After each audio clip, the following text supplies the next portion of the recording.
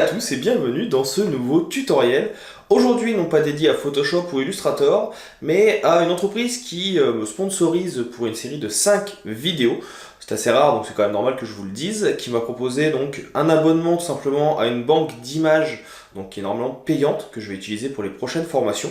Cette entreprise, j'avais déjà travaillé avec elle l'année dernière, elle s'appelle Pixlr, ou plutôt c'est la banque d'images 123Ref, qui me propose de venir parler de son outil Pixlr, assez intéressant, qui est un Photoshop-like que l'on retrouve gratuitement sur internet, qui a aussi une série d'outils qui sont payants, mais qui sont assez puissants, et c'est pour ça que j'ai décidé d'accepter. Parce que personnellement, je les utilise dans les écoles où on n'a pas forcément accès à Photoshop pour apprendre à l'utiliser malgré tout.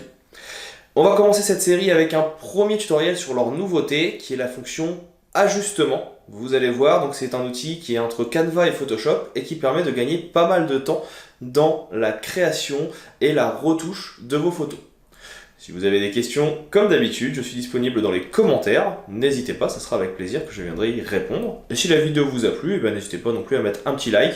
Ça permet à la chaîne de se développer, à montrer que les sponsors, je sais que c'est assez rare, c'est pas quelque chose que je veux développer, mais que ça peut marcher et que ça peut peut-être proposer aux marques de continuer à travailler avec moi. Je vais pas dire non, je vais pas vous le cacher.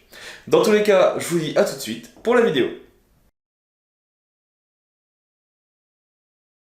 Pour cette 4e vidéo sur l'outil de retouche photo Pixlr, je vous propose de venir découvrir les outils d'ajustement.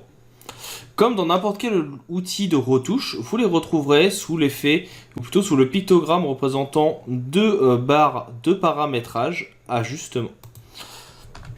Si vous cliquez dessus, vous avez alors donc plusieurs possibilités. Déjà auto, noir et blanc et pop. La première chose que je vais faire ici, moi, c'est déjà venir dupliquer mon calque en venant cliquer sur les 3 petits points et vous allez avoir la possibilité ici de le copier. Ça permettra de toujours garder une base saine. C'est une technique que j'utilise dans tous les logiciels de graphisme.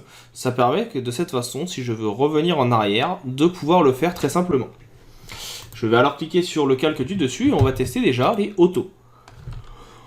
On voit que ça vient retoucher la colorimétrie et les lights. On le reconnaît parce que les éléments qui ont été utilisés ici ont un petit liseré bleu qui apparaît. Donc ça veut dire qu'ils ont été modifiés. On va venir ici annuler le tout en cliquant sur réinitialiser. On peut venir mettre en noir et blanc. Automatiquement, notre élément est donc mis en noir et blanc. Si vous voulez comparer avec avant, vous pouvez venir cliquer sur le bouton Compare qui est ici, qui permet de voir le rendu. Enfin, vous avez le pop qui va permettre de venir accentuer les contrastes. Ça, ce sont les options de paramétrage et d'ajustement dits automatiques. Mais il est possible de venir les modifier vous-même. Dans colorimétrie, vous allez pouvoir venir modifier les contrastes des couleurs, ici, pour venir les amoindrir ou les augmenter. De même que sur la saturation, vous pouvez venir désaturer, mettre en noir et blanc ou accentuer les couleurs. Et modifier la température, c'est-à-dire est-ce que vous voulez quelque chose de plus chaud ou de plus froid, plus bleu ou plus rouge. Le ton permet d'ajouter soit du vert, soit du magenta, et la teinte de changer l'ensemble de la colorimétrie de la photo. La partie light va vous permettre de modifier la luminosité pour accentuer celle-ci ou au contraire l'amoindrir. L'exposition va augmenter le pourcentage de lumière dans votre appareil photo et les contrastes, ici, va accentuer les noirs et les blancs.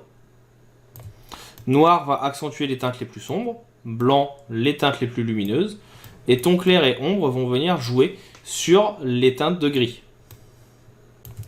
Donc vous voyez que très vite, on peut avoir des petites modifications de la composition à l'aide de nos outils. On avait ici quelque chose qui est très très vintage, et là quelque chose qui va être beaucoup plus contrasté, qui va partir dans le HDR. On peut bien sûr venir modifier encore une fois le tout à tout moment. Détail va permettre de venir rajouter des effets de netteté. Vous voyez que ça va ajouter des petits points dits de bruit sur les parties les plus lumineuses ou les parties les plus texturées. Clarté va permettre de venir accentuer cet effet et de le rendre encore plus fort. C'est à utiliser avec parcimonie.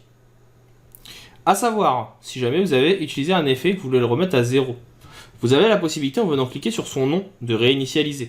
La même chose se met en place par exemple ici sur l'exposition ou les contrastes.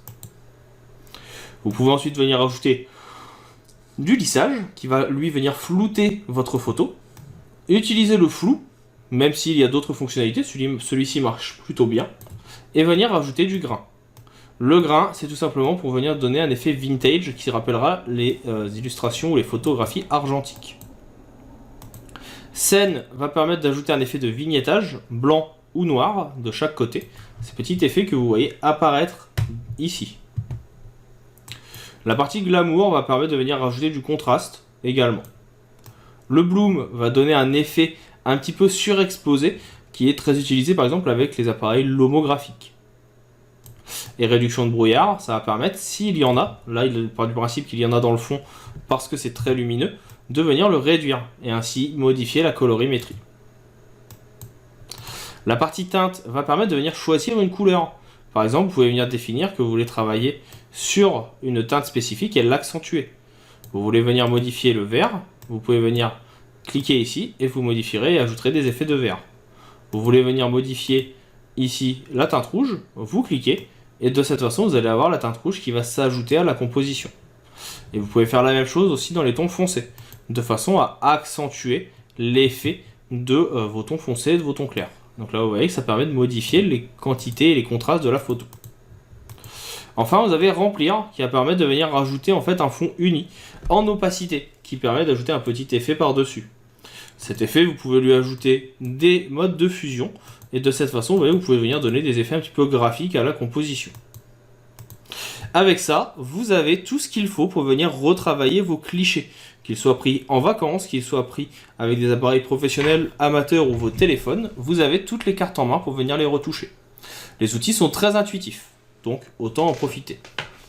Si jamais vous voulez aller un petit peu plus vite, il propose également un menu effets, qui va vous proposer ici des effets préenregistrés. Par exemple, ici dans Food, on va pouvoir venir définir que l'on veut un effet spécifique préenregistré. Ce que je vais faire dans un premier temps déjà, c'est venir enlever tout ce que j'avais mis en termes d'effets et de retouches dans ma composition. Et là maintenant, on peut revenir dans Effets et tester les différentes possibilités. Et vous pouvez venir, si besoin, modifier également ici l'opacité de cet effet. À tout moment, vous pouvez venir annuler, bien sûr, pour revenir à 0. Là, moi, je vais juste venir rendre invisible cet effet. Donc, pour ça, on appuie sur la touche Entrée, ou alors vous revenez dans Ajustement. On va cacher notre petit calque, je le remets en arrière, et je vais redupliquer le calque de base. Vous voyez, c'est toute l'utilité aussi de venir, comme je l'ai dit tout à l'heure, retravailler le tout. Si vous voulez rendre un calque invisible, vous cliquez dessus, toujours sur les 3 petits points, et ici on met masquer. Sur le nouveau qu'on a ici, on va venir tester nos effets, cette fois sans avoir au préalable fait de retouche. Et donc vous voyez que ça va vous permettre de venir modifier très rapidement la composition. Si vous annulez, vous pouvez revenir en arrière, et vous pouvez voir qu'il y a d'autres types d'effets intéressants. Des effets par exemple qui peuvent être graphiques, avec des effets de glitch, des effets ici de pixelisation, ou de mosaïque, et bien sûr d'autres effets qui peuvent être un petit peu rigolos. Si besoin, vous pouvez venir cliquer sur la petite croix, ça efface l'effet. Vous avez ensuite des effets qui peuvent être utiles sur des portraits, ce qui n'est pas le cas ici, ou alors pour avoir des effets peut-être rétro, qui peuvent vous intéresser. Bref, un ensemble de possibilités assez puissantes pour gagner du temps dans vos retouches et avoir des effets graphiques très sympas. J'en ai fini maintenant avec la présentation de ces fonctionnalités d'ajustement et d'effets. Si jamais vous avez des questions, je resterai bien sûr à votre disposition et ce sera avec plaisir que je viendrai vous aider. J'espère que ce tutoriel vous aura plu. Si c'est le cas, un petit commentaire, un partage, un like, tout ce qu'il faut pour faire vivre la chaîne, vous connaissez la chanson. Pour ma part, il ne me reste plus qu'à vous dire à bientôt et à vous souhaiter une bonne continuation dans l'apprentissage des outils digitaux et de design.